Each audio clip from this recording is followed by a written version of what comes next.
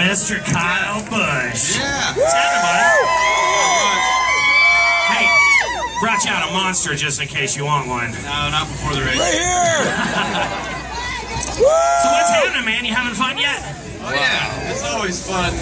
Anytime you come up here, you see some sunshine in the Northeast, so we enjoy that. It's always been a good weekend here in Watkins, Glen so far. We appreciate that, and you know, looking forward to another good day today. Now, you're the defending champion of the Sprint Cup Series race here. You won here in 2013 and 2009, I believe. Or 2008, sorry. What are the keys to the success of Watkins Glen? Well, you know, I've had good success here in years past if I don't get spun out. So, anytime you get spun out, you tend to not have a very good day at a road course. And Sonoma, I'm very popular for that. Haven't run good out there in a long time, but you know, here at Watkins Glen, we've run really good. We've been fast, and oil down on the racetrack kind of hindered our performance a couple of years ago. We got spun out there, and you know, last year we were able to come back and win. So we feel like we know what we need to do. We just got to be able to execute that and get it to happen.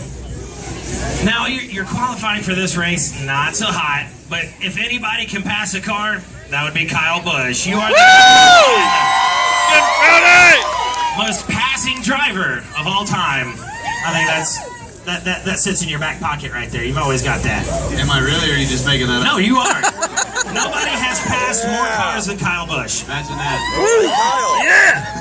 I always have to work way too hard, but I guess that's what the job's all about, trying to make something out of nothing. So, you know, we've, like I said, you know, we've been good here in the past. We've qualified well here last few years, and obviously yesterday we didn't.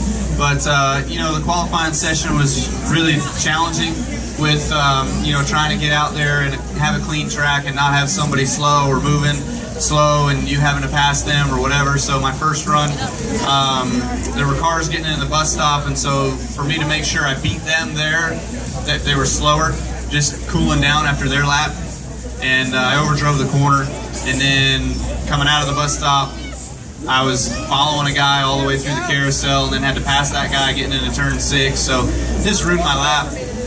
Then the next time we tried to go out, I ended up getting, the second run on tires, I was just really loose, and I just didn't have any speed to get off any of the corners. I was just too loose, and so you know, I ended up running the exact same speed basically, so I backed up my time, but just too slow, and you know, we didn't transfer, so we'll see if we can't get it better tomorrow, or today, sorry. I don't want to be here tomorrow. Now, would you say that the bus stop is the problem corner for everybody? Because, you know, if we look at the nationwide race yesterday, you and Brad Kay were door to door going through there, and he just went right through it. He was hunting gophers on that one. Yeah.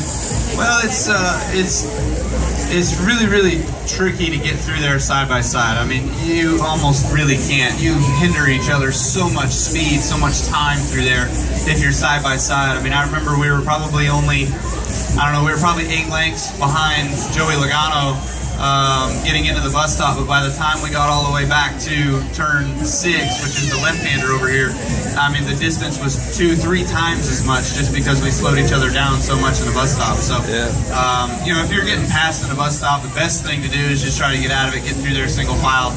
Don't try to screw each other up too much and hold each other up too much. So that's not what we were doing there at the end of the race. Obviously, we're trying to battle for positions. I think you're going to do that. Same to be said last year with myself and Martin Truex. You know, we were leading the race and battling, and you know, we went through there side by side, and I was able to get through there first. But you know, everybody behind us was stacked up. You know, there was 10, 12 cars deep behind us, just then all over us. So you definitely, it's a lot easier to just be single file through the bus stop. There's other areas on the racetrack to pass and run side by side. Now, everybody's saying leading up to this race, no surprise, but typically the top 3-4 drivers that they always mention when we come to road courses is, of course, Kyle Busch, Brad Keselowski, Marcos Ambrose, and Jeff Gordon for this one. Who's the guy to beat? You set that one up, guys. It's you know, I hate saying it, but whoever gets out front first at the end of these things, it's typically that's it. You know, it's really hard to pass. I mean, we're all already going as deep into a braking zone as we can. So literally to outbrake somebody is really impossible anymore. You know, these cars, their brakes are so good, and everything, the equipment of the cars are so good that now it's limitless. I mean, you can just run it as hard as you want to every single lap of the race. There's no need to save brakes. There's no need to save tires. All of it lasts so good. And you just got to run hard and see the guy in front of you, see if you can get him to make a mistake or miss a corner or overdrive a corner or something like that. That's about the only way you're going to pass a guy. Now, Kyle Busch has this philosophy of win or go home. I think we need to alter that a little bit and say win and send them home.